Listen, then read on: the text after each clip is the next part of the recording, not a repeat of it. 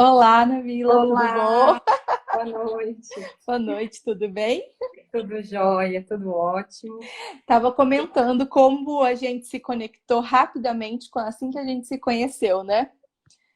Foi, acho que tanto o fato da gente acho que de ter um interesse em comum e de gostar das mesmas coisas, e estudar, e a gente e buscar outras coisas, né? Igual fomos em congressos, fomos se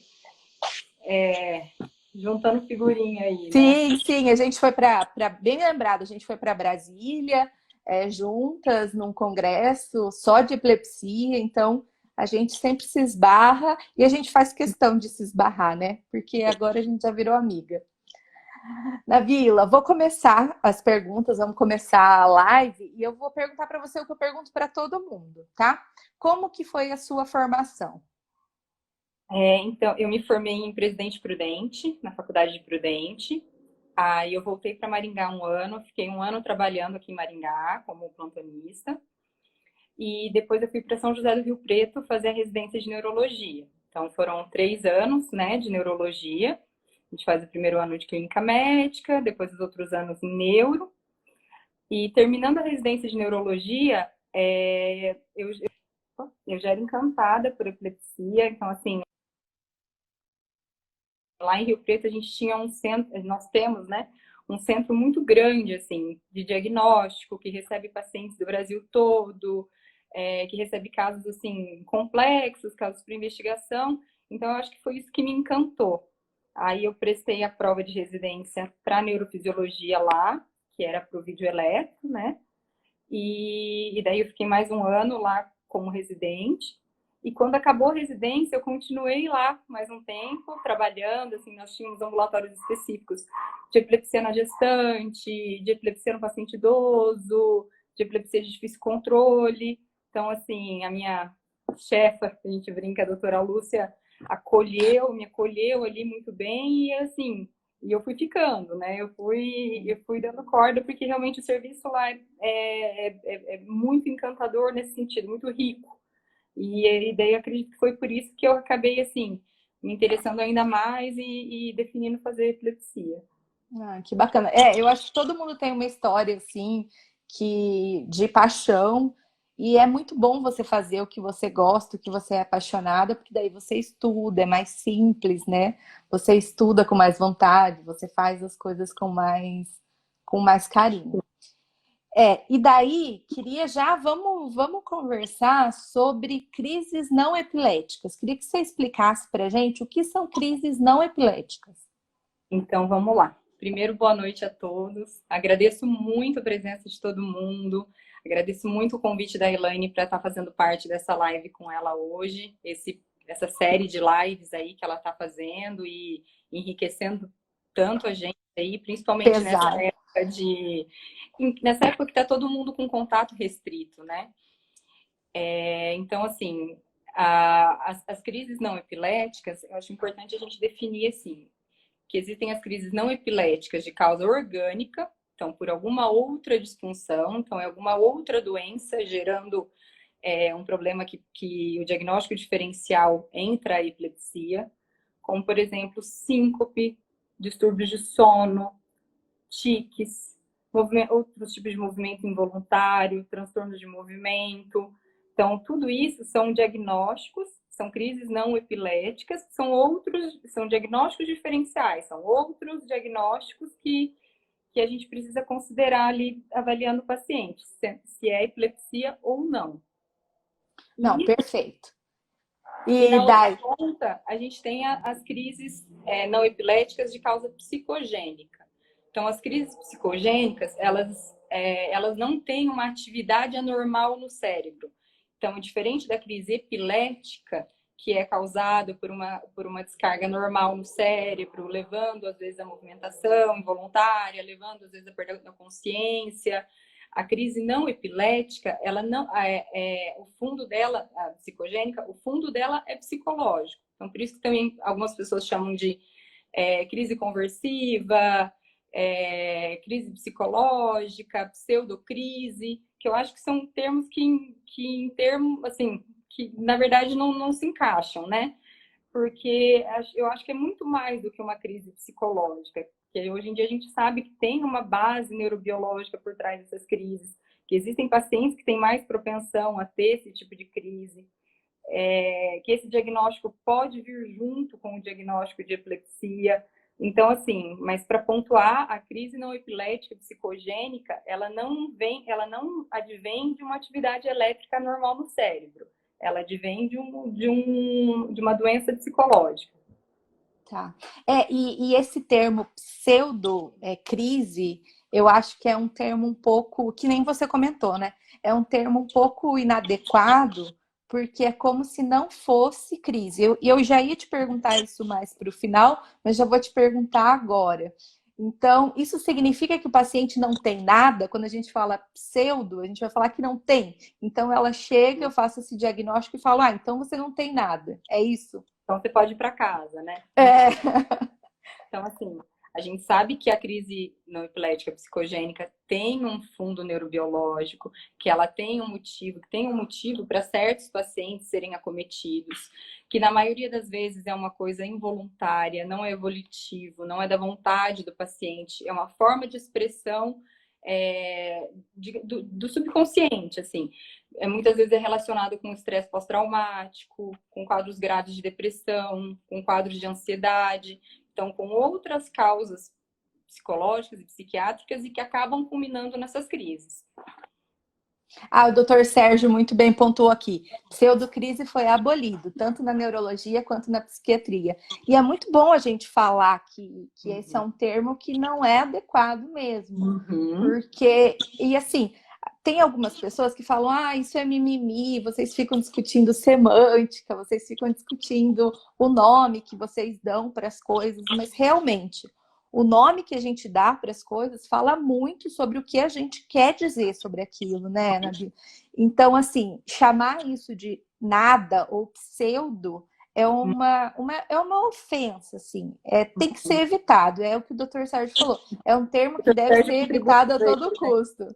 Não, eu estava comentando, eu acho que ele já estava aqui quando eu falei que quando a gente se conheceu, a gente ficou conversando nós três lá no restaurante até tarde, porque o Dr. Sérgio sempre é uma pessoa muito querida pra gente, pra mim, pra você, então é importante que a gente precisa falar isso. E queria só uma pergunta que a Bruna Camilo fez, ela é uma pessoa que sempre está aqui perguntando e sempre está aqui nas lives. As lives elas têm esse intuito assim de aumentar a proximidade com os pacientes. Então, a Bruna Camilo perguntou: tem alguma relação com o autismo? Então, diretamente não.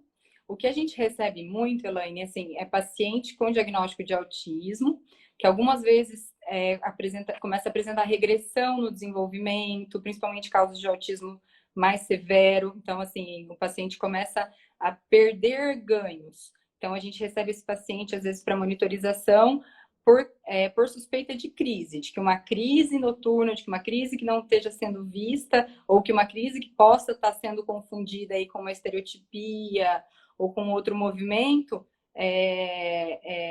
esteja causando essa regressão, esteja causando esse problema no desenvolvimento, o que não é incomum. Então, a epilepsia e o autismo, elas têm alguns genes que estão relacionados, então elas podem coexistir, e é um diagnóstico importante, diferencial para a gente fazer, né? E eu queria que você comentasse um pouquinho quem que pode ter crise não epilética, psicogênica. Então, assim, a gente sabe que tem uma prevalência na população feminina maior, né? Então, as mulheres têm uma tendência de ser mais acometida. Quando o paciente tem um outro distúrbio psiquiátrico, isso também tem uma relevância maior, mas muitas vezes a gente não consegue identificar isso de uma forma fácil. Porque o que acontece é que o paciente com crise psicogênica, os estudos falam que eles levam até 7 anos para ser diagnosticado. O paciente tem uma crise, ele é levado para o hospital, ele começa a ser tratado como epilepsia, é muito difícil quem vai rever esse diagnóstico e quem vai tentar tirar a medicação desses pacientes, muitas vezes porque as crises não são vistas, né? As crises acontecem às vezes em casa, durante um sono aparente, ou quando o paciente está sozinho. Então, assim, eu acredito que a gente tem uma dificuldade grande no diagnóstico. Tanto é que se a gente for ver a prevalência hoje fala de crises psicogênicas na população geral, variando aí de 5 até 20% em alguns trabalhos. Quando esse paciente ele é referenciado para um centro terciário, esse número aumenta muito. Então, esse paciente, ele é encaminhado por uma epilepsia de difícil controle, ele é encaminhado como um paciente que não tem um controle adequado da crise, apesar do tratamento, apesar da medicação ideal, em dose ideal, e quando ele chega lá, a gente às vezes se depara com um quadro de que não é crise epilética, não que não é doença, não que não é um problema, não que não tem que ser tratado, mas tem que ser tratado de acordo com aquela patologia. Porque, assim, se a gente coloca isso no modo automático, então, assim, vai aumentando o remédio, vai passando por vários médicos. Então, quando a gente recebe esse paciente, geralmente ele chega com um histórico de crises refratárias. Esse paciente geralmente sofreu diversas consequências com isso. Então, esse paciente, muitas vezes, assim, teve diversas hospitalizações, inclusive hospitalizações em UTI, com necessidade de ventilação mecânica. Esse paciente, ele sofreu vários, assim, estigmas, então ele sofreu diversas consequências e que a gente, na verdade, não estava tratando. Então, se a gente for pensar, é um diagnóstico que precisa sempre ser revisto, porque a chance da gente dar um diagnóstico errado é muito grande. Então, se a gente for ver, alguns estudos falam que 25% dos pacientes que não respondem às medicações, então, você começa o tratamento para epilepsia com a dose certa, com o tratamento adequado, e ele é refratário àquele tratamento. Então, lógico que a gente sabe que existem as epilepsias refratárias, que ocupam um grande espaço aí, mas a gente tem que lembrar da crise epilética psicogênica, tanto isolada, como comunicando ali com a epilepsia. Então, muitas vezes o paciente é epilético, tem as crises estão controladas com a medicação, mas o fato dele fazer crises psicogênicas, dele ter crises psicogênicas, leva a um descontrole, então esse paciente começa a sofrer assim com diversas cargas de medicação, geralmente ele começa a procurar vários médicos e vai virando aquela bola de neve, né? Então, assim, eu acho que o paciente que não responde à terapia, no paciente que você desconfia que seja crise, mas que não responde à terapia, o diagnóstico de evento não epilético, de crise não epilética, ele precisa sempre ser considerado. E é interessante você falar porque 25% é um quarto dos pacientes. É um nível considerável. Eu lembro quando eu estava no meu primeiro ano de epilepsia, de fellow, eu lembro que a gente estava revendo vários casos, e daí eu me questionei. Falei, mas gente do céu, eu estou pensando em crise não epilética psicogênica para muito paciente. E daí, quando você vai na literatura, isso é uma porcentagem muito grande dos pacientes que são encaminhados para esse centro terciário de epilepsia que tem essa crise não epilética psicogênica. E a gente queria até fazer esse comentário que o Dr. Sérgio comentou também. A gente fez um levantamento dos pacientes lá da Unesp, do nosso ambulatório, a gente tem mais de 5.000 pacientes, e 60% dos casos de crise não epilética psicogênica tinham uma história de abuso sexual na infância. Então, imagine que isso não é uma doença, é claro que isso é uma doença, é claro que isso causa um sofrimento muito grande para o paciente e a gente precisa considerar sempre, né? A Adileia fez uma pergunta aqui sobre se isso tem relação com síndrome vasovagal. Na verdade, a síndrome vasovagal, ela entra no diagnóstico diferencial das crises epiléticas. Então, um paciente que tem uma queda brusca, ele pode se machucar, ele geralmente é relacionado com algumas circunstâncias, como levantar rápido, tempo mais quente. Então, é um diagnóstico diferencial de epilepsia, mas não é uma crise epilética psicogênica. A crise epilética psicogênica é aquela que o paciente tem uma crise aparente, e essa crise ela é tão aparente que ela confunde muitos médicos, muitos neurologistas experientes. Ele realmente, assim, semiologicamente, na forma da crise, ele pode muitas vezes ser muito semelhante a uma crise, mas na verdade ela não advém de uma atividade elétrica normal, ela advém de um fundo psicológico, de uma carga biogenética, de uma coisa, de um fundo diferente. Então, assim, na verdade, ele pode ser um diagnóstico diferencial aí de síncope, mas não é síncope. Eu acho que é legal a gente comentar que, assim, o tratamento é diferente, né? Então, por isso que é importante a gente fazer esse diagnóstico. Então, síncope, vai ter um tratamento. Epilepsia, vai ter outro tratamento. Crise não epilética psicogênica, vai ter outro tipo de tratamento. Então, também a Bruna perguntou pra gente se o esgotamento pode favorecer esse tipo de crise. Ele pode favorecer no sentido de piorar a parte emocional, né? Então, piorando a parte emocional, a gente acaba, por vezes, descompensando esse tipo de crise. Mas o esgotamento emocional também pode favorecer uma crise epilética. A gente entra nesse problema grande do diagnóstico. Então, assim, o diagnóstico da crise epilética psicogênica é tão difícil e, às vezes, demora tanto tempo para ser feito, porque, muitas vezes, a linha é muito tênue. Então, a gente fala assim que existem alguns sinais que levam a gente a suspeitar de uma crise epilética psicogênica. Entre esses sinais, a gente tem o paciente que tem crise sempre sozinho, então nunca ninguém viu a crise, ou um paciente o contrário, um paciente que sempre tem crise quando está próximo das pessoas. Saber se esse paciente se machuca, se ele tem algum ferimento ou não durante a crise. Alguns sinais assim, semiológicos, alguns sinais da apresentação clínica da crise, como às vezes os olhos estarem bem cerrados a ponto da gente tentar abrir e esse paciente ter uma resistência. Alguns tipos de movimentação, como movimentação fora de fase dos membros, a movimentação da cabeça de uma forma normal, que a gente fala head-head, side-to-side, que é um tipo de movimentação. Látero-lateral, né? Que é um tipo de movimentação que chama a atenção. Outra coisa seria algumas posturas anormais, então postura em opstótono. Só que tudo isso tem que ser avaliado de uma forma extremamente cautelosa, porque isso leva a uma suspeição combinado com o quadro clínico. Isso, assim, só a semiologia, ela confunde. Ela não, assim, com epileptologistas muito experientes, se a gente mostrar um vídeo, é quase que impossível você dar certeza absoluta.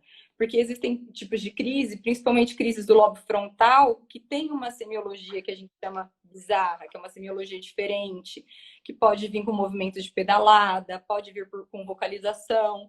Então, aquilo não é uma crise convulsiva clássica, daquela que a gente vê, que o paciente se bate, tudo. Então, pode gerar aí um erro diagnóstico. Então, achar que não é, e na verdade é. Então, assim, eu acho que em questão do diagnóstico, os dados clínicos levam à suspeição. O fato do paciente não responder à terapia leva a uma suspeita.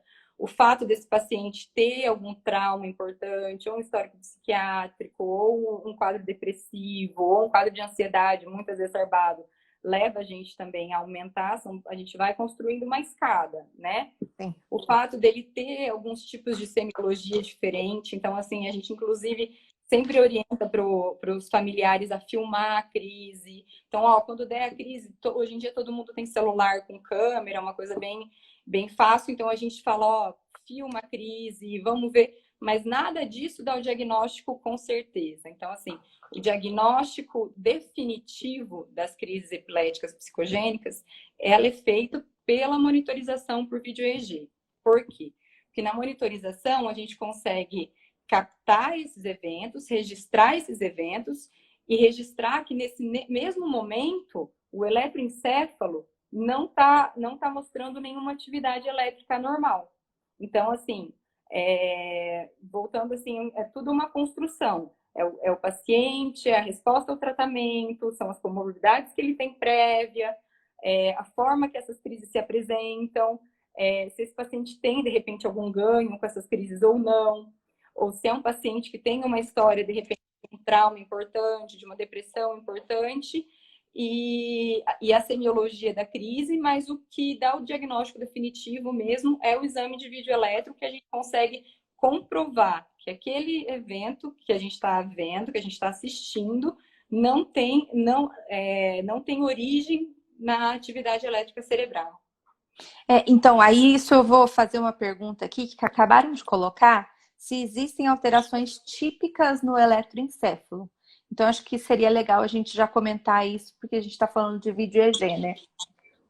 Então, assim, existem alterações típicas no eletroencefalo do paciente epilético, certo? Então, assim, só que essas alterações nem sempre são tão facilmente encontradas, principalmente no eletro que a gente faz de rotina, naquele eletro de 20 minutos, meia hora, uma hora do consultório. Que muitas vezes esse paciente ele não chega a dormir, é um tempo curto, né? Então, assim, em 24 horas do dia do paciente, a gente está pegando 20 minutos. Então, não quer dizer necessariamente que essa alteração vá aparecer ali. Lógico que a gente sabe que elétrons repetidos aumentam a chance da gente pegar alguma descarga normal, né? Mas o fato de o eletro vir normal não descarta que ele tem epilepsia e não dá o diagnóstico de epilepsia psicogênica. Ele pode ser um paciente epilético com eletroencefalo normal. Existem até alguns tipos mais raros de crise que nem o próprio eletroencefalo de escalpo, nem o próprio eletroencefalo da cabeça consegue diagnosticar, que é uma crise com foco mais profundo, é uma crise que ela fica mais escondida, digamos assim, dentro do cérebro, né? Então, assim, só para a gente pontuar, então, assim, o eletroencefalo ele não dá o diagnóstico de crise epilética psicogênica e ele não exclui o diagnóstico de epilepsia quando normal. Sim. E isso é uma coisa importante da gente falar, né? Eu tenho alguns casos, e você também tem, de casos que vieram para a gente com, assim, veio já com uma hipótese diagnóstica de que era crise não epilética psicogênica, e daí, quando você vai fazer o vídeo eletro, você se depara com uma atividade elétrica epilética, né? Então, a gente até já discutiu alguns casos assim que aconteceram. E diferente também, às vezes a gente vem com uma suspeita muito grande de crise epilética e quando você vai fazer o exame, você identifica que aquilo era uma crise não epilética psicogênica, né? Outra coisa que fizeram pergunta para a gente também aqui, Nabila, perguntaram se tem uma correlação sociocultural, porque eu acho que a gente comentou que é mais comum em mulheres, né? Eu acho que, assim, no meu ponto de vista, a relação sociocultural vem algumas vezes de casos na família, digamos assim. Então, a gente sabe que pacientes que têm casos de epiléticos na família têm uma maior chance de ter crise não epilética psicogênica. Mas acho que uma coisa que é extremamente importante a gente pontuar, e como a gente já falou, e como o Dr. Sérgio até reforçou para a gente aí nos comentários, é uma doença. Não é uma doença epilepsia, mas é uma doença. Então, assim, esse paciente ele não tem essa reação porque ele quer, né? Não é uma coisa, muitas vezes, não é uma coisa volitiva, não é uma coisa da vontade. Então, mas a gente sabe que o paciente que tem um caso de epilepsia na família, ele tem uma maior propensão a desenvolver as crises epiléticas psicogênicas, desde que ele seja um indivíduo propenso, desde que algumas vezes combinado com fatores psicológicos, combinados com alguns traumas, combinados com algumas outras situações que levam a ele desenvolver, né? Mas a questão, assim, digamos, de classe social, aí eu não vejo assim, Ela é bem prevalência democrática, né? importante. É bem democrática, assim. Acho que em todas as classes sociais existe, não tem preferência, né?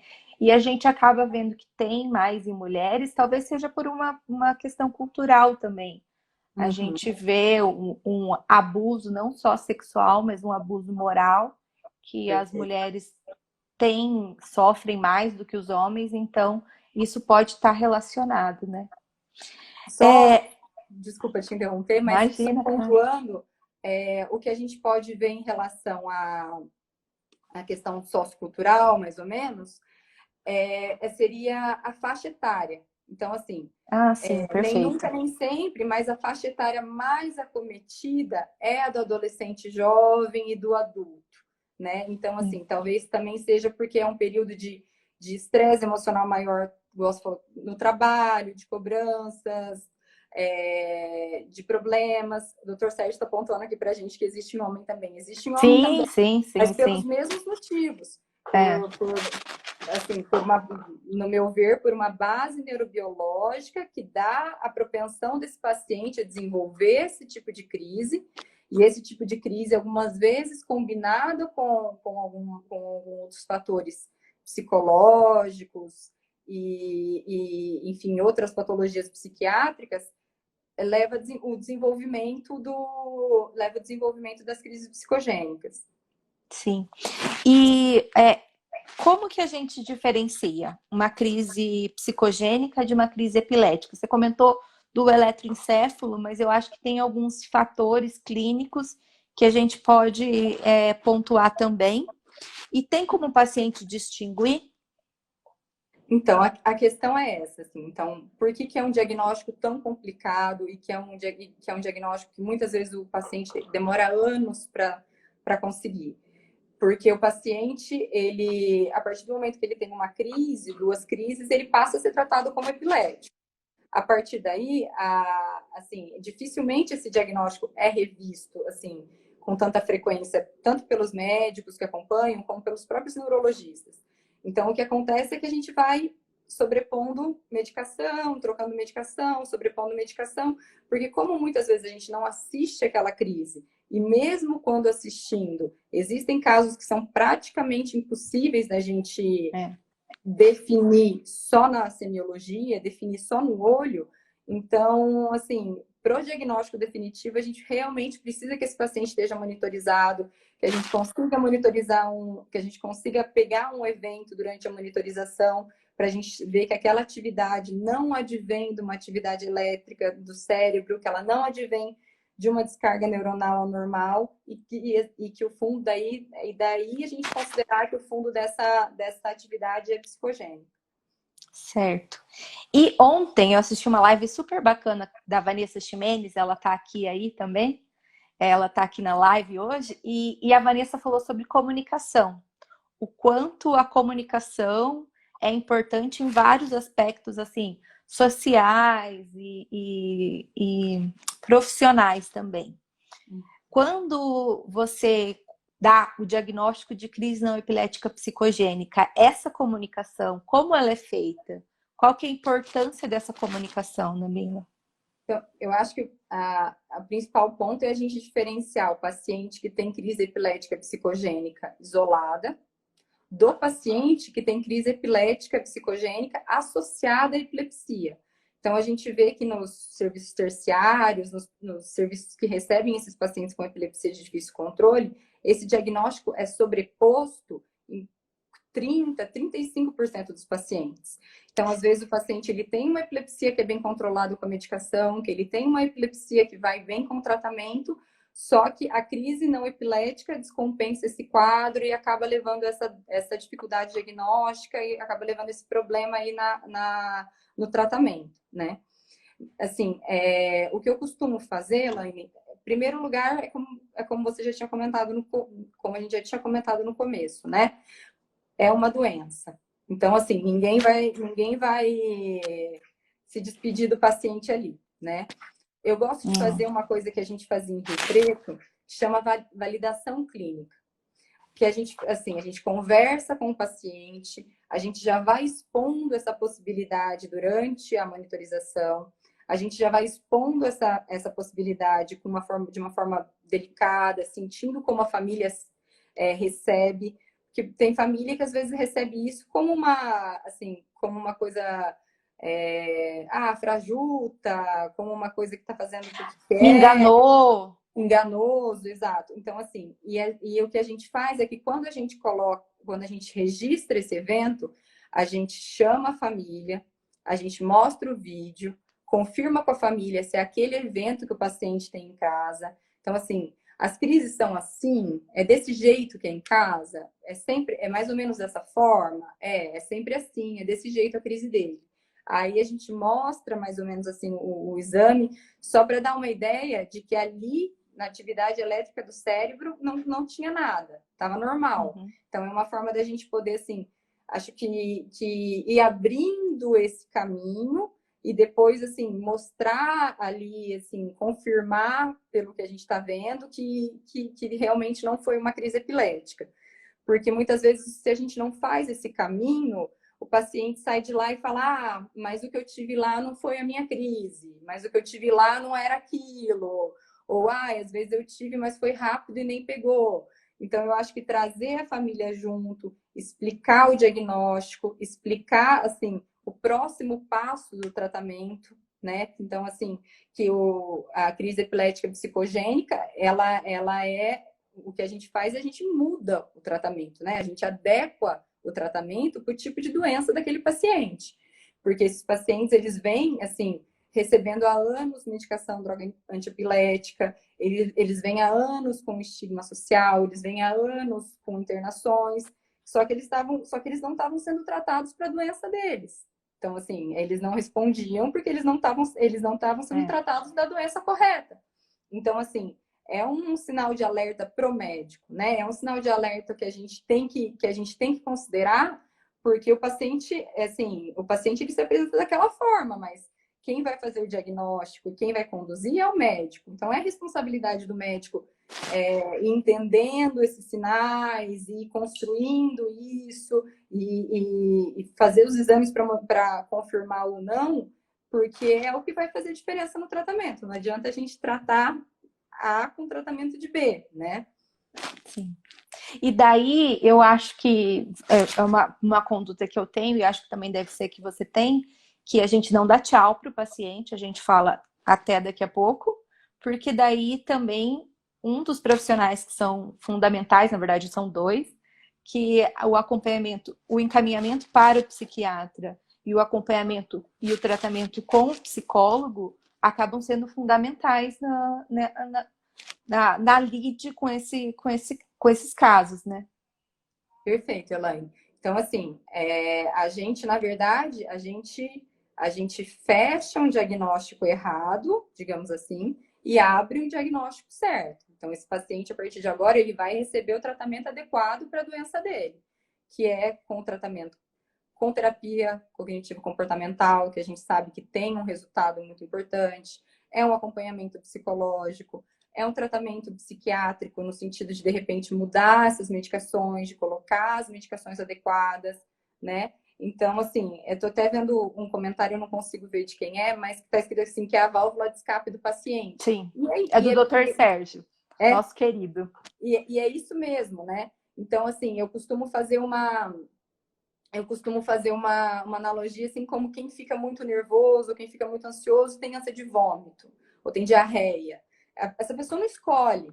Então, assim, não é volitivo, não passa pela vontade dela ter ânsia de vômito. Acontece porque é uma manifestação, digamos assim, psicológico, do subconsciente atuando no corpo.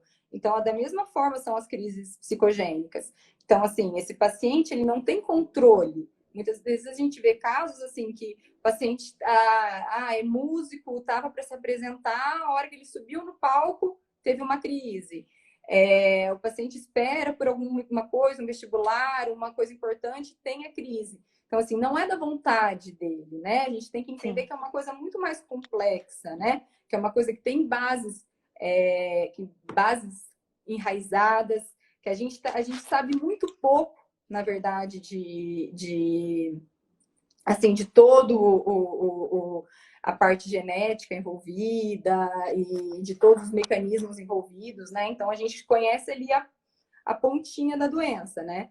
Mas eu acho que é por isso que é muito importante a gente reforçar isso, que o diagnóstico, ele tem que vir com um direcionamento, né? Um direcionamento pro profissional psicólogo, com direcionamento pro profissional psiquiatra, perdão, se possível fazer esse link, né? Se possível já apresentar, já entender, já mostrar, já assim, fazer por escrito para o colega ou ligar, porque assim, eu acho que tudo isso a gente está pensando no paciente, no bem-estar, em atrasar ainda menos o tratamento O correto desse tratamento. paciente, né?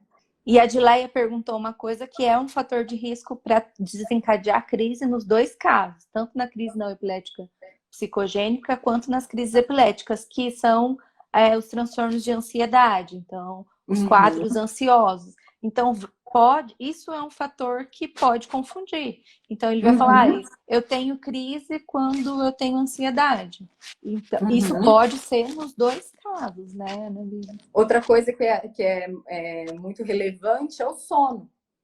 Então, assim, ele teve um problema, não dormiu à noite, aí vamos supor, o familiar chega, olha, não dormiu à noite, está nervoso, eu acho que não é nada, eu acho que é só acho que é só uma crise de estresse, uma crise de ansiedade, e a gente sabe que as crises epiléticas, por si só, elas estão mais prevalentes em sono, é quando a gente tem a sincronização aí da atividade elétrica cerebral, e a privação de sono em si é um gatilho muito importante, né?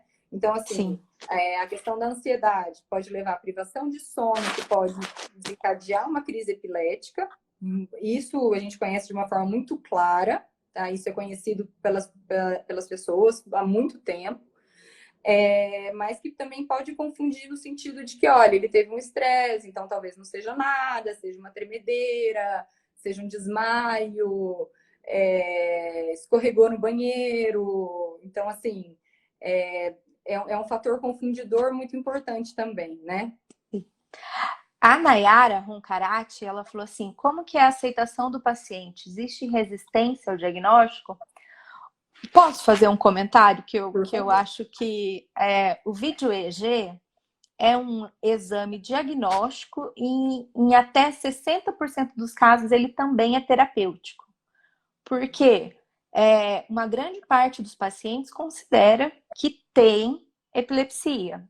Então, quando você demonstra e com os meios, com o cuidado que a gente tem em dar esse diagnóstico, a resistência eu vejo pouca. Eu tenho casos de Uhum. resistência, né, Nabila? Você também deve ter, mas eu vejo que a resistência é menor.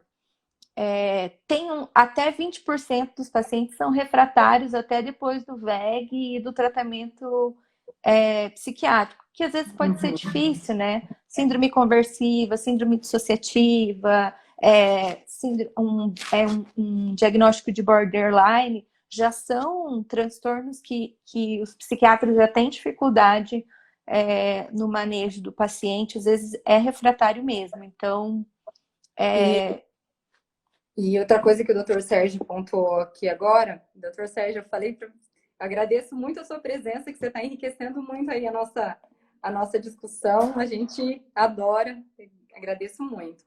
E que também existe o paciente que é o simulador, que daí não é nada disso que a gente está falando. Então, sim. existe paciente que simula uma crise epilética para fins emocionais, para fins de repente, De problema ganho no secundário. casamento, ganho secundário no sentido de ganho previdenciário, de querer se aposentar, mas a gente não está falando desse paciente, a gente está falando do paciente que tem uma crise que é involuntária e que acontece, assim, às vezes, muitas vezes, sem a consciência do paciente, e que é uma doença e que precisa ser tratada. Mas não adianta ela ser tratada como epilepsia, porque ela não é, né? É. E é importante, assim, porque toda vez que o paciente vem para o consultório ou vem para fazer um vídeo EEG, a gente considera aquele paciente como epilepsia. E as coisas, elas vão caminhando, que nem a Nabila falou, a gente vai colocando alguns degraus para a gente estabelecer esse diagnóstico. O doutor Sérgio também perguntou assim, qual que é a experiência de vocês com o compartilhamento desse paciente com os profissionais? Quer falar você que tem, depois eu falo. A minha experiência é muito boa.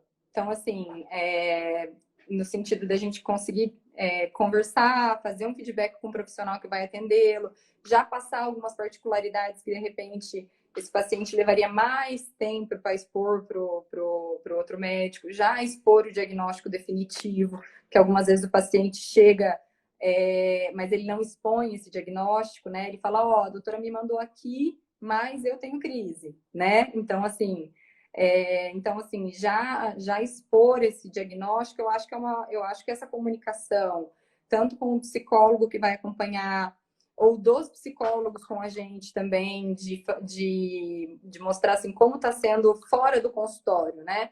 Como está sendo o outro lado, a outra experiência. Então, assim, na minha vivência, é uma comunicação muito boa. Eu acho que a história da tecnologia, de você conseguir mandar um WhatsApp para o profissional e ele te responde quando ele conseguir, isso facilita muito a nossa vida, né? Então, eu trabalho em uma clínica que nós somos a neurologista, uma neuropediatra, um psiquiatra e 4 psicólogos. Então, acaba que o meu dia a dia é isso. Então, a gente acaba discutindo alguns casos a gente acaba discutindo ali na copa, tomando um café. E a gente tem alguns casos de muito sucesso, assim. Então, lá com o Dr. Guilherme tem pelo menos uns 5 casos, não é pouco. Para mim, assim, que eu atendo pouco paciente, eu tenho um trabalho um pouco diferenciado.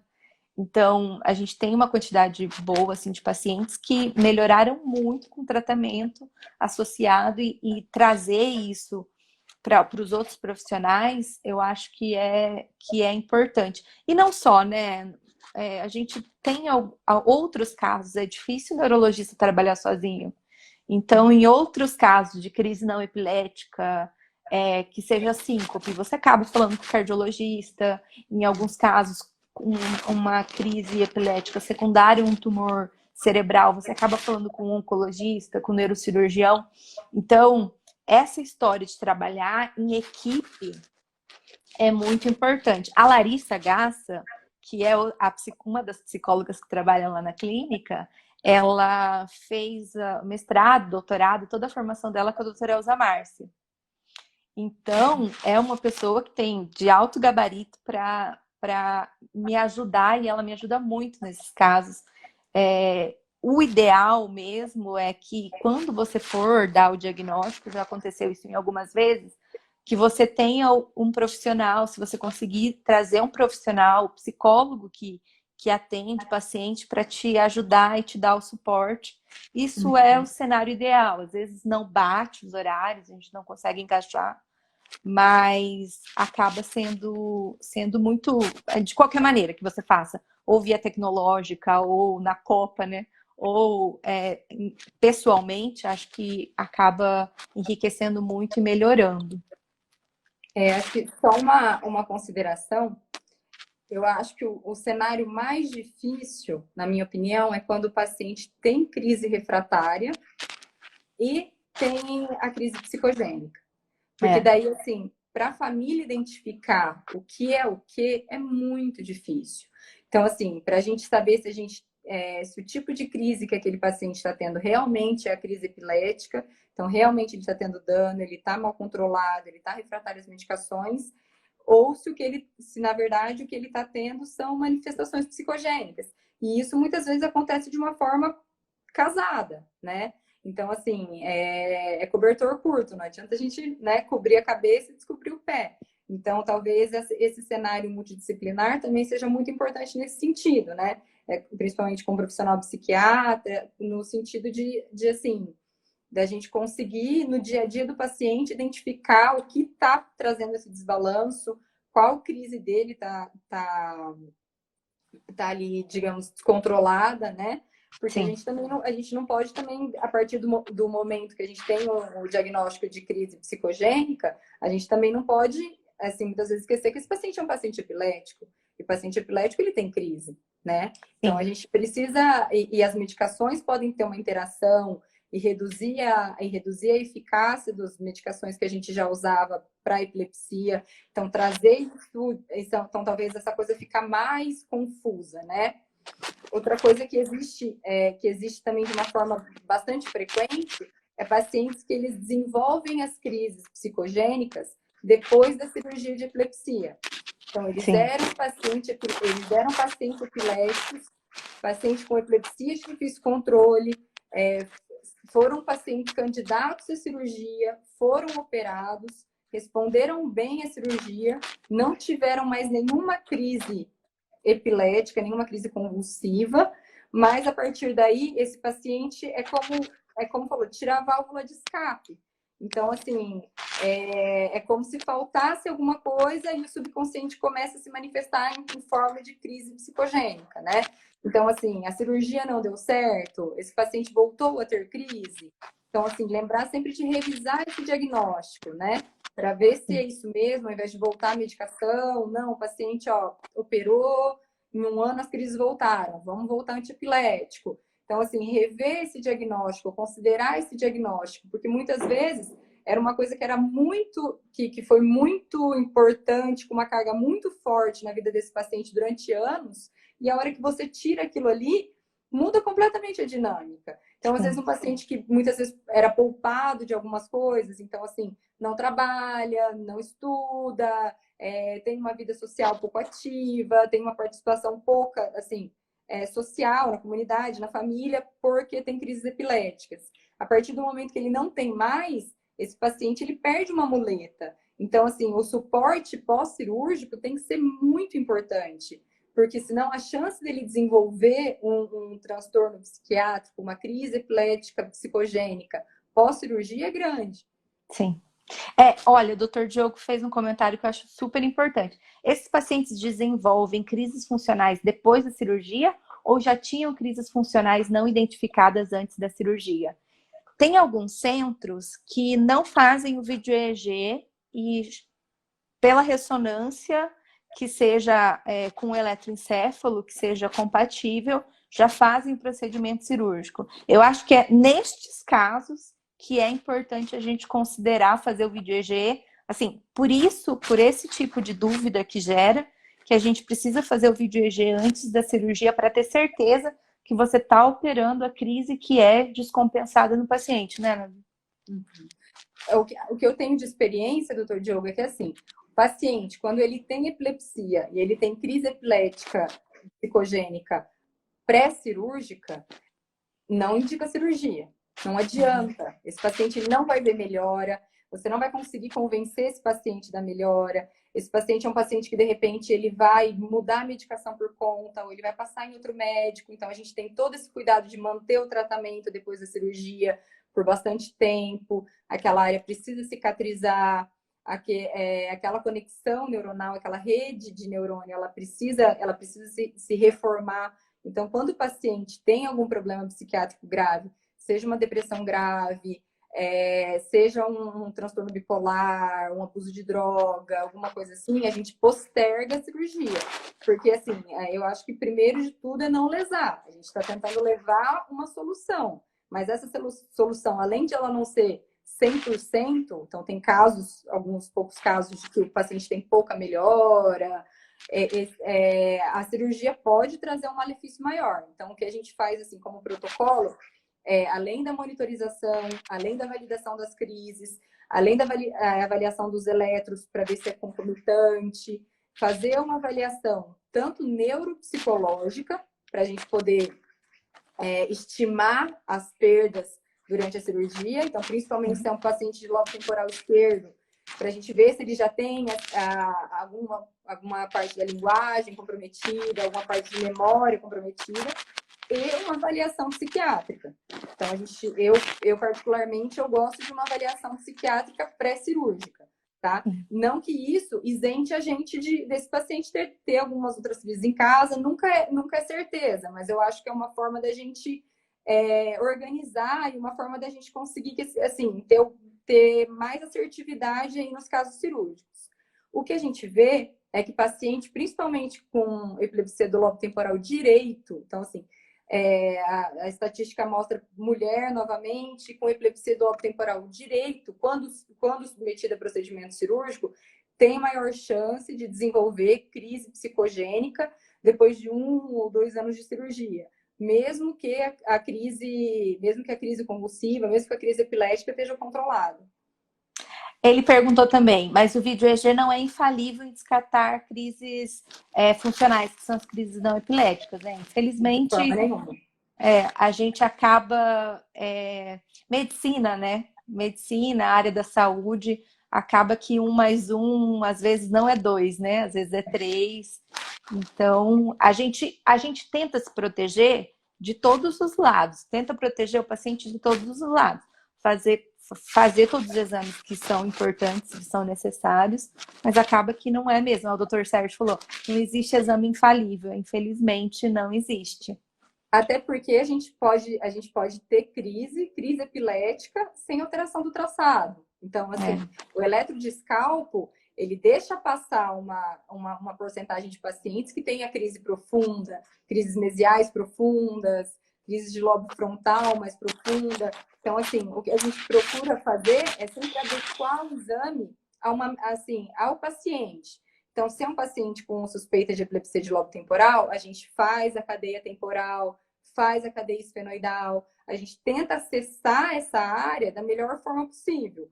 Mas existe paciente que pode estar tendo uma crise franca, um paciente que é epilético e que o exame durante a crise ele não mostra alteração, ou ele mostra só uma deflexão, ele mostra uma alteração muito discreta. Então, e também a atividade interictal, a atividade entre as crises.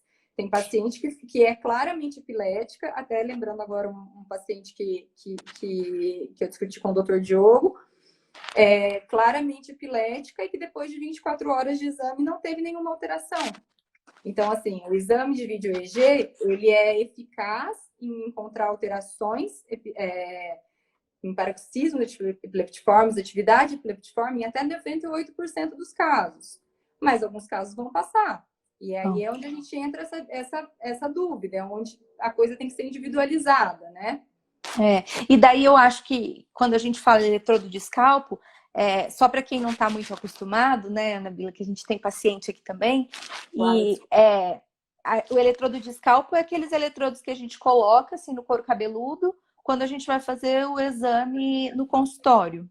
Então, em alguns casos, o que a gente pode fazer, se a gente tem uma suspeita muito grande de que seja epilepsia, é o eletrodo profundo. Então, alguns eletrodos podem ser colocados na calota craniana, assim, um furinho na calota craniana, e daí é colocado o eletrodo, ou tira toda a parte óssea e coloca um grid, então, alguns eletrodos para você conseguir mapear.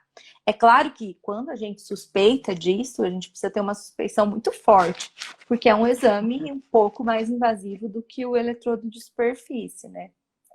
A Camila, a Nabila perguntou, a Camila é psiquiatra, grande amiga também. Vocês acham que o psiquiatra deve solicitar VDG sempre que suspeitar de crise conversiva? O que você acha? Eu acho que é uma forma de direcionar o diagnóstico, né? Então, assim, se essa suspeita de crise conversiva realmente seja fundamentada, então, assim, esse paciente, você tem dúvida, porque apesar dele ter patologia psiquiátrica grande, apesar dele mostrar que aqueles eventos ele podem ter um fundo emocional muito importante, mas se esse paciente tem alguns sinais que são típicos de crise convulsiva, então, crises noturnas, crises de sono, se ele se machuca, se ele se corta, se é uma coisa que assim que traz estranhamento para esse paciente. Então, assim, esse paciente ele pode ter um diagnóstico de epilepsia em conjunto, e é uma coisa muito frequente. Então, eu acho que, assim, a gente olhando pelo lado contrário também é válido. Então, o paciente que já é tratado como uma patologia psiquiátrica e que, na verdade, ele pode ter uma patologia, assim, uma epilepsia concomitante, né? Como a gente comentou no começo, isso acontece muito em casos de criança com alteração no desenvolvimento. Então, às vezes, é uma criança com um autismo severo, ou uma criança que tem alguma outra síndrome genética, ou uma alteração do desenvolvimento, e ela está tendo ganho. Ela está fazendo as terapias, e ela está tendo ganho, e ela está melhorando, e ela está melhorando a postura, e ela está começando com marcha, e de repente ela regride. Então, assim, todo esse ganho, de repente, começa a ser perdido. Então, uma das principais suspeitas é que ela esteja fazendo crises epiléticas durante o sono, e o fato dessas crises estarem acontecendo leva à regressão do desenvolvimento. Então, tratando a crise, essa criança consegue voltar ali para assim, numa tentativa de evoluir a parte motora, a parte cognitiva. E daí eu só queria comentar que, acho que eu até comentei com você, Nabila, desse caso. Eu fui para um congresso em São Paulo e o saudoso doutor Getúlio Daré estava entre os presentes e tinham vários psiquiatras e vários neurologistas, epileptologistas, neurofisiologistas participando. E daí tinha uma psiquiatra que o doutorado dela era relacionado à crise não epilética psicogênica. É claro que ela escolheu os casos mais difíceis, mas daí eu sei que ela passou assim pelo menos uns 10 e ela perguntava: isso aqui é crise não epilética psicogênica ou isso aqui é epilepsia? E assim, todo mundo errou tudo, entende? Então, é claro que quando um caso é difícil, ele é difícil mesmo, mas tem como a gente, às vezes, se confundir. Então, eu acho que é importante a gente fazer essa investigação um pouco mais tudo, ampliada. Né? Eu tive um caso semelhante até novamente com o Dr. Diogo, que assim, de ver um vídeo e falar, não, Dr. Diogo, não é, tranquilo, não é. Por fim, esse paciente foi para monitorização e era uma epilepsia generalizada. Então, assim, o diagnóstico é complexo, porque a gente, assim, tudo que o cérebro pode fazer, uma crise pode produzir. Então, a gente entra aí nesse limbo, né? Nessa linha tênue que a gente precisa tratar com carinho, que a gente precisa tratar com cuidado, que a gente precisa, assim, tentar dar o máximo de suporte, seja com exame, seja com medicação, em relação a tudo isso. O doutor Sérgio está pedindo aqui para a gente a encefalite límbica. Dá tempo? Pode falar. Então, a experiência que eu tive com os pacientes com encefalite límbica é que a parte comportamental geralmente é muito afetada, né? Então, assim, não é um paciente que chega com uma história comum, que é aquela história do paciente, vamos supor, de epilepsia de lobo temporal, que é o paciente que pode ter tido uma crise febril na infância, que é aquele paciente que começa com as crises parciais, que essas crises vão se tornando mais difíceis, que essas crises começam a ficar refratárias. Então, eu vejo que a epilepsia do lobo temporal, geralmente, ela foi até considerada uma constelação, né, pelas últimas classificações, porque, na verdade, ela não é uma síndrome, mas ela tem um conjunto de sintomas e conjunto de achados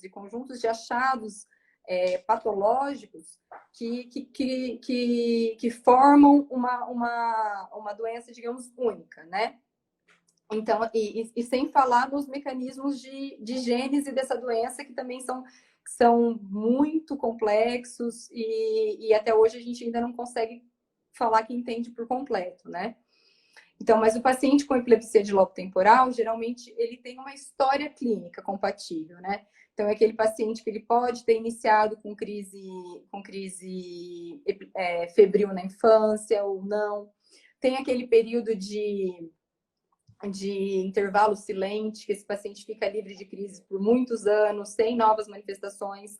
Por volta ali da adolescência, começo da vida adulta, começa com crises parciais, crises que são facilmente controladas com a medicação. Então, é um paciente que geralmente responde muito fácil à medicação.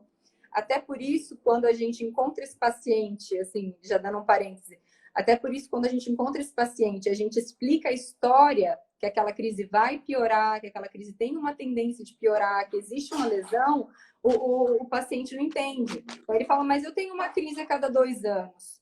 Por que estão me propondo cirurgia, né? Assim, por que estão me propondo um tratamento tão agressivo se eu tenho uma doença tão pacífica, né? Então, assim, a epilepsia de lobo temporal, ela segue essa temporalidade, né? Que as crises, elas começam a se tornar refratárias, elas passam a generalizar com maior frequência, elas passam o paciente passa a precisar de doses mais altas de medicação, né? E assim, em contrapartida, o que a gente vê na encefalite límbica é que geralmente é um paciente que começa já com as crises de uma forma mais agressiva, de umas crises assim, o paciente às vezes chega em estado de mal no hospital, ele chega com crises refratárias. O paciente abrindo um quadro de epilepsia de lobo temporal, é muito raro que ele vá chegar num hospital no estado de mal. Esse paciente, ele vai tendo sinais, ele vai tendo crises curtas, crises primeiro focais sem perda de consciência, essas crises vão evoluindo, é uma doença que vai evoluindo. Diferente da encefalite límbica, seja ela paraneoplásica, seja ela por autoanticorpos, que é uma doença que se instala, né? E que geralmente quando ela se instala, ela se instala de uma forma mais abrupta, com as crises de uma forma mais agressiva, de uma forma mais frequente. Então, assim, toda vez que esse paciente chegar com uma história muito diferente, uma crise que apareceu muito de repente, de uma forma muito frequente, a gente precisa desconfiar que existe uma outra doença por trás. Que a epilepsia não é a única doença, né? Que a epilepsia está sendo um sinal de uma doença que está acometendo ali a região límbica, né? E isso é importante a gente falar, né? Que nem você comentou, assim, nunca e sempre. Isso não existe. Quando é nunca e sempre, a gente precisa suspeitar de que é um outro diagnóstico. Então, quando as coisas não estão indo conforme o planejado, se a gente tem uma brincadeira que a gente fala, quando o paciente não lê o livro, então, mas quando o paciente leu outro livro, quando é totalmente diferente do que a gente estudou, é claro que tem casos de exceções, mas assim, quando é totalmente diferente, você tem que rever, a gente tem que ter humildade de rever o nosso próprio diagnóstico. Isso acontece. Eu acho que isso é mais comum do que a gente costuma falar, né? E acho que só aproveitando o gancho, Elaine, que eu estava falando em relação à epilepsia do lobo temporal, né? A epilepsia cirúrgica.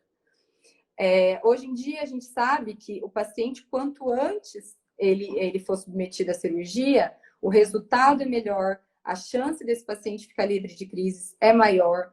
Não são todos os pacientes que têm indicação cirúrgica, né? Muitos pacientes não têm indicação cirúrgica. Então, assim, é um cuidado que a gente precisa ter, mas que é uma coisa que a gente precisa expor para o paciente, né? Então, assim, às vezes, como eu falei, às vezes uma paciente jovem, mas que já tem lesão, que já tem uma esclerose mesial temporal ali bem formada, que ela tem um eletrocorrespondente, você sabe que a crise tem localização, então tá tudo caminhando como deveria, né? Tá tudo caminhando ali. Então, você precisa expor para esse paciente que existe uma possibilidade cirúrgica, né? Então, assim, a gente não pode esperar esse paciente se tornar refratário, esse paciente se tornar idoso, associar as comorbidades, porque a partir daí o resultado cirúrgico é muito pior.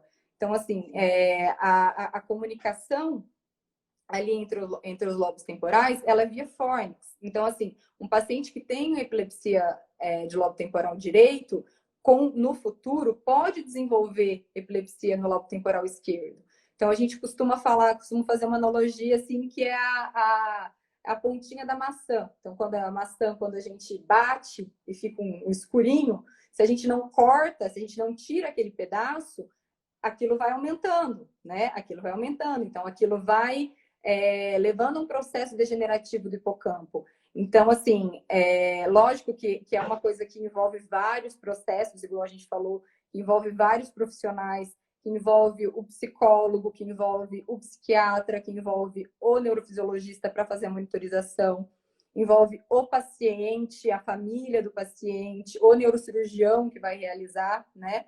Mas que é um diagnóstico que é um leque que a gente precisa abrir para o paciente. Porque muitas vezes a gente recebe esse paciente e ninguém nunca falou disso para ele. Essa cirurgia. nunca foi uma opção, né? Acho que pelo menos uns 5 anos atrás, a Academia Americana de Neurologia listou as 10 fatos que não deveriam acontecer. Então, entre eles, não fazer tratamento trombolítico, alteplase para o paciente com AVC, não dar um imunomodulador para o paciente com esclerose múltipla e não recomendar tratamento cirúrgico no paciente com epilepsia de lobo temporal mesial.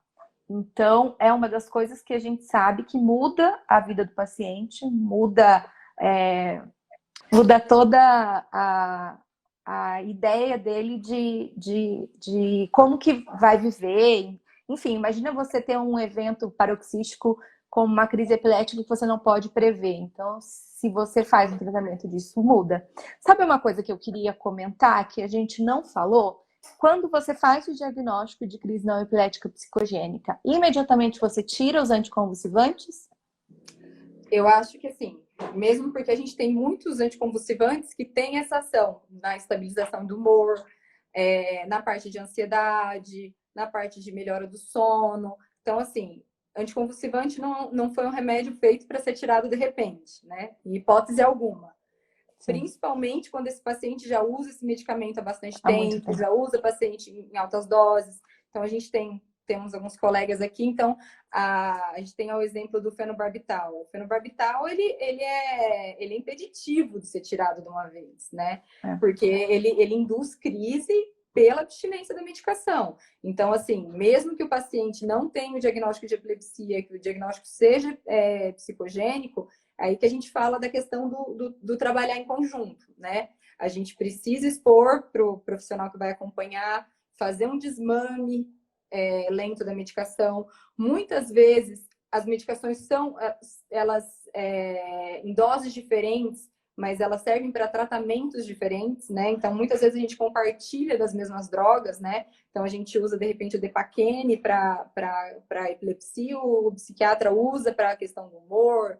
Então, eu acho que tirar a medicação antiepilética diante de um diagnóstico de crise psicogênica é uma das coisas que não deveria existir em Não deveria 2012. fazer. É. E a só 2020, né? 2020 a gente tá. Vamos lá. A Daisy perguntou, acho que a gente podia responder essa e daí a gente fecha. Qual a diferença entre crise psicogênica e o transtorno de ansiedade com transtornos somáticos?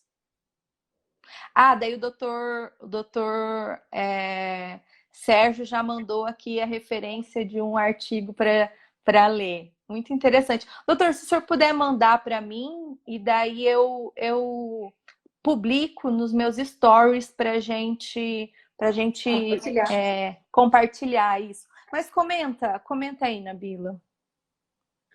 Então, seria a diferença de um transtorno de ansiedade com somatoforme, digamos assim, Sintomas, isso, com uma crise epilética psicogênica. Então, assim, isso. o transtorno de ansiedade somatoforme, ele tem algumas características, digamos assim, às vezes físicas importantes, autonômicas importantes, mas ele não se assemelha a uma crise convulsiva na semiologia. Então, a diferença da crise epilética psicogênica é que você olha e você acha que é um paciente tendo uma crise epilética. Diferente, de repente, de um Sim. paciente que, diante de um quadro de ansiedade, tem palpitação, tem alteração autonômica, tem sudorese, tem uma palidez, tem alguma coisa nesse sentido, né? Relacionado com um quadro maior de ansiedade, relacionado com, de repente, com alguma coisa situacional, né? O paciente que tem a crise epilética psicogênica, como a gente falou, muitas vezes é impossível de diferenciar só vendo, né? E a gente cai nessas armadilhas aí de uma forma, assim, de uma maneira relativamente habitual, comum, né? É. Então, assim, porque realmente o paciente, ele tem manifestações de uma crise convulsiva, né? Então, assim, não só no sentido de palpitação, de sudorese, de nervoso, de baixar pressão, mas é um paciente que muitas vezes cai, é um paciente que muitas vezes se corta, é um paciente que muitas vezes se debate, e tudo isso, como a gente falou, do mesmo jeito que o transtorno somatoforme, mas de uma forma não volitiva, né? De uma forma que não passa pela vontade do paciente. É uma manifestação ali da parte psicológica, da parte do subconsciente. E acho que sempre vale, né, a gente fazer o vídeo EG e o acompanhamento a longo prazo, porque vai realmente ajudar a gente a entender melhor esses casos, né? Como só complementando, porque nem sempre a gente consegue, como o Dr. Sérgio falou agora há pouco, nem sempre o vídeo EG ele é totalmente explicativo. Então, eu não tenho como dizer que em 12 horas eu vou te dar o diagnóstico, né? Então, às vezes, a gente precisa de mais tempo, a gente precisa de conversar com esse paciente. Existem lugares, como de onde eu vim, em Rio Preto, que a gente faz o teste provocativo para evento epilético. Então, assim, existem algumas escolas que defendem essa forma de agir, essa forma de manter, mas assim, não, a questão é que também não existe um tempo, né? Então, assim, se eu fizer um vídeo EG de 12 horas, eu dou o diagnóstico? Não. Se eu não pegar nenhum evento, ou se aquele vídeo EG por acaso vier com alguma alteração epileptiforme, que pode nunca ter dado crise, mas ela pode entrar como um fator confundidor. Então, assim, eu acho que é como você falou, nem nunca, nem sempre, a gente precisa avaliar caso a caso, né? Mas eu acho que o recado que precisa ficar, assim, digamos, para a gente fechar, seria no sentido de que, assim, é um paciente que tem uma doença, ele não tem epilepsia.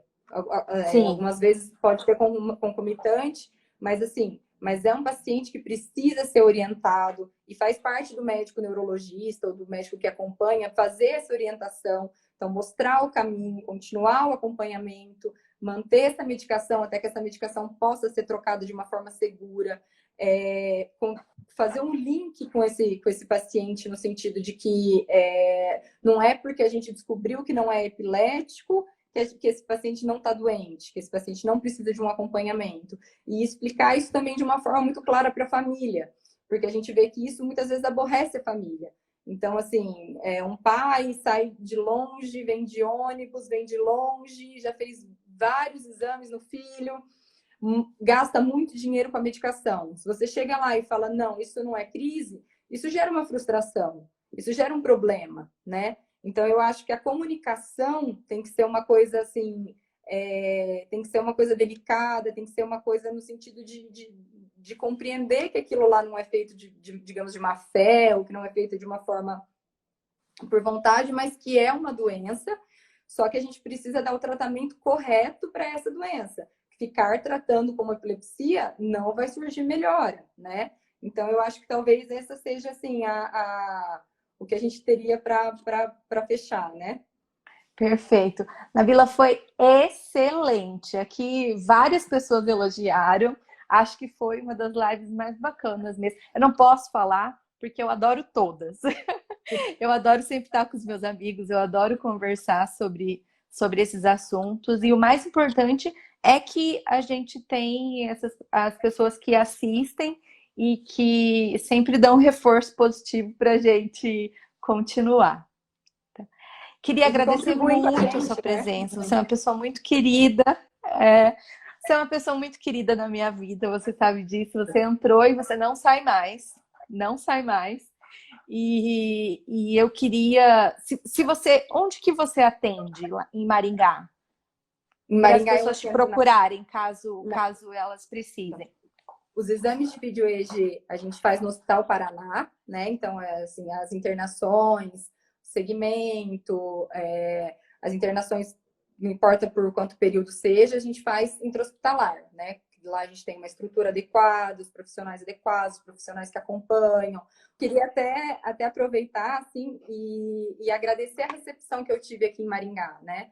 Porque eu vim de Sim. uma cidade de fora, eu nunca tinha morado aqui, e agradecer aos profissionais que confiaram em mim para a realização dos exames. Então, assim, nós começamos ano passado e nós fizemos, assim, a nossa agenda era cheia. Então, assim, eu agradeço muito a confiança que esses profissionais deram por não me conhecer, por não conhecer a forma que eu trabalhava, né? Então, eu acho que, assim, eu agradeço esse crédito, né? Eu espero que eu tenha respondido aí à altura, porque foi o passo inicial para eu começar a fazer assim, o que eu gosto, o que a gente gosta e o que a gente quer ajudar e quer fazer e se especializar Então, o vídeo EG você faz no Hospital Paraná. no Hospital Paraná, isso. E o seu consultório onde que é? Chama Clínica Qualivita. Ela é bem próxima do Hospital Paraná. Ela é bem fácil de encontrar ali. Perfeito. Nabila, muito obrigada. Merchan. Um beijo. Aqui a gente também faz. Não, mas é porque eu acho que é importante as pessoas saberem onde você trabalha, porque é importante que o profissional, o paciente que tem epilepsia refratária ou tem uma suspeita de crise não epilética psicogênica, que saiba onde procurar o atendimento mais adequado. Não é só merchan, não, é porque eu confio em você mesmo. Querida, um beijo. Muito Muito obrigada, muito obrigada obrigada a pela todo sua mundo que esteve aqui. presença. Um beijo. Obrigada, Tchau, obrigada. tchau. Tchau, tchau.